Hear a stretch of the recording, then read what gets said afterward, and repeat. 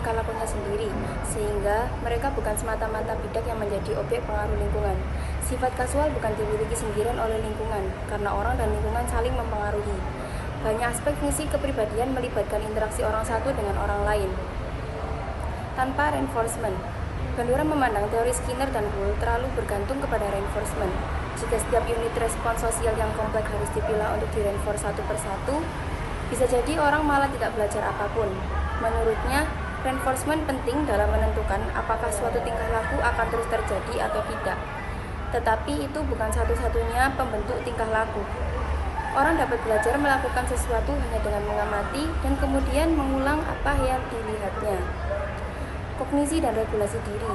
Konsep Bandura menempatkan manusia sebagai pribadi yang dapat mengatur diri sendiri atau self-regulation, mempengaruhi tingkah laku dengan cara mengatur lingkungan, menciptakan dukungan kognitif, mengadakan konsekuensi bagi tingkah lakunya sendiri. Selanjutnya ada struktur kepribadian. Yang pertama ada sistem self atau self-system. Tidak seperti Skinner yang teorinya tidak memiliki construct self, Bandura yakin bahwa pengaruh yang ditimbulkan oleh self sebagai salah satu determinan tingkah laku yang tidak dapat dihilangkan tanpa membahayakan penjelasan dan kekuatan peramalan. Yang kedua ada regulasi diri. Manusia mempunyai kemampuan berpikir dan dengan kemampuan itu mereka memanipulasi lingkungan sehingga terjadi perubahan lingkungan akibat kegiatan manusia. Tingkah laku manusia adalah hasil pengaruh resiprokal faktor eksternal dan faktor internal itu. Ada 3 proses yang dapat dipakai untuk melakukan pengaturan diri, yaitu memanipulasi faktor eksternal, memonitor dan mengevaluasi tingkah laku internal. Faktor eksternal dalam regulasi diri. Faktor eksternal mempengaruhi regulasi diri dengan 2 cara. Yang pertama, faktor eksternal memberi standar untuk mengevaluasi tingkah laku, dan yang kedua, faktor eksternal mempengaruhi regulasi diri dalam bentuk penguatan atau reinforcement. Faktor internal dalam regulasi diri. Bandura mengemukakan 3 bentuk terhadap pengaruh internal. Yang pertama ada observasi diri atau self-observation. Yang kedua proses penilaian atau mengadili tingkah laku atau judgmental process. Dan yang ketiga reaksi diri afektif atau self-response. Yang ketiga ada efikasi diri atau self-effication, yakni bagaimana orang bertingkah laku dalam situasi tertentu tergantung kepada resiprokal antara lingkungan dengan kondisi kognitif. Sedangkan efikasi sendiri adalah penilaian diri apakah dapat melakukan tindakan yang baik atau buruk, tepat atau salah, bisa atau tidak bisa mengerjakan sesuai dengan yang dipersyaratkan. Yang keempat ada sumber efikasi diri atau efikasi diri atau keyakinan kebiasaan diri itu dapat diperoleh, diubah, ditingkatkan atau diturunkan melalui salah satu atau kombinasi 4 sumber. Yakni yang pertama pengalaman performansi. Pengalaman performansi adalah prestasi yang pernah dicapai pada masa yang telah lalu.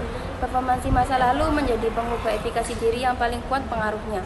Yang kedua ada pengalaman vicarius. Pengalaman vicarius diperoleh melalui model sosial.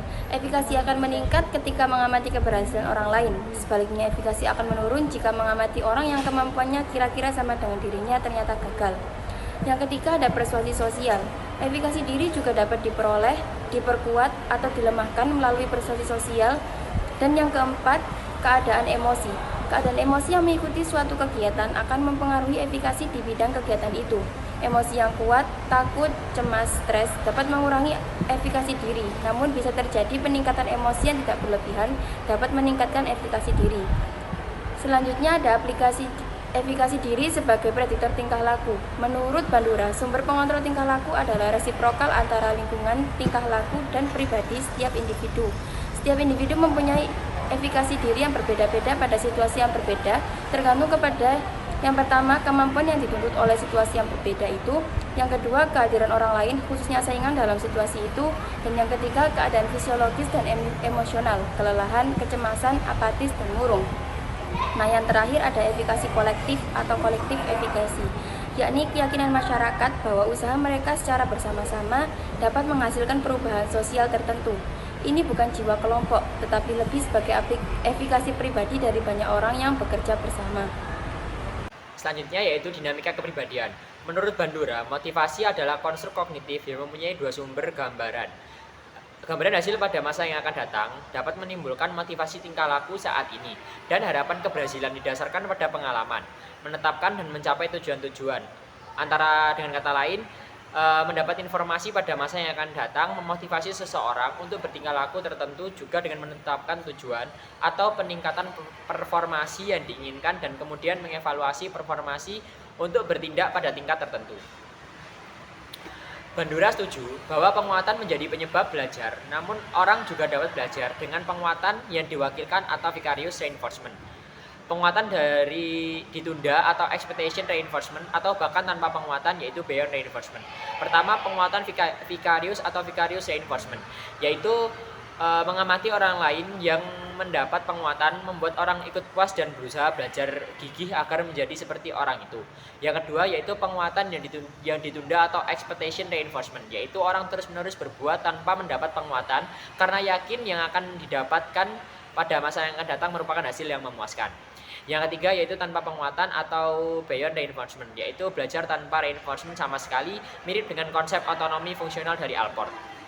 Ya, C. Perkembangan kepribadian. Pertama, belajar melalui observasi. Menurut Bandura, kebanyakan bahasa terjadi tanpa reinforcement nyata. Dalam penelitiannya, orang dapat mempelajari respon baru dengan melihat respon orang lain. Bahkan belajar tetap terjadi tanpa ikut melakukan hal yang dipelajari itu.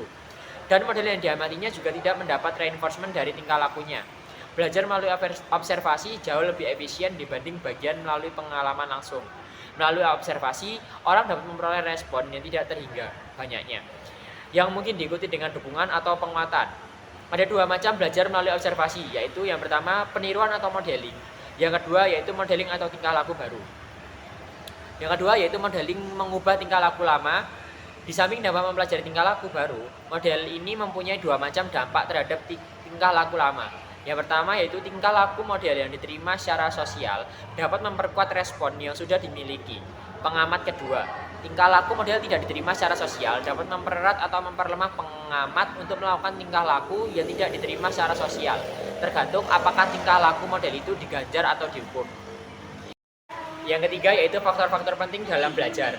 Melalui observasi tentu saja mengamati orang lain melakukan sesuatu tidak mesti berakibat belajar.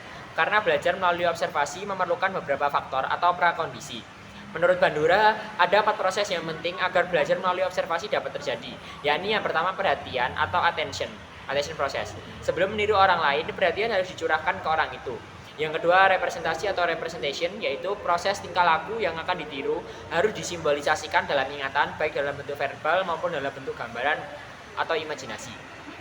Yang ketiga yaitu peniruan tingkah laku model atau behavioristic production process, yaitu sesudah mengamati dengan penuh perhatian dan memasukkannya ke dalam ingatan, orang lalu bertingkah laku.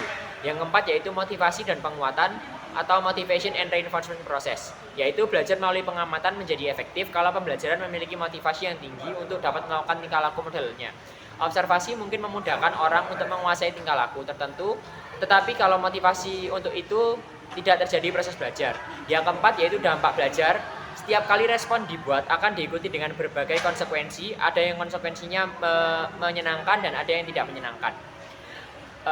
Sehingga dampaknya sangat kecil. Penguatan baik positif maupun negatif, dampaknya tidak otomatis jalan dengan konsekuensi respon. Konsekuensi dari suatu respon umumnya 3 fungsi, yaitu yang pertama pemberi informasi, yang kedua yaitu motivasi tingkah laku, yang ketiga yaitu penguatan tingkah laku.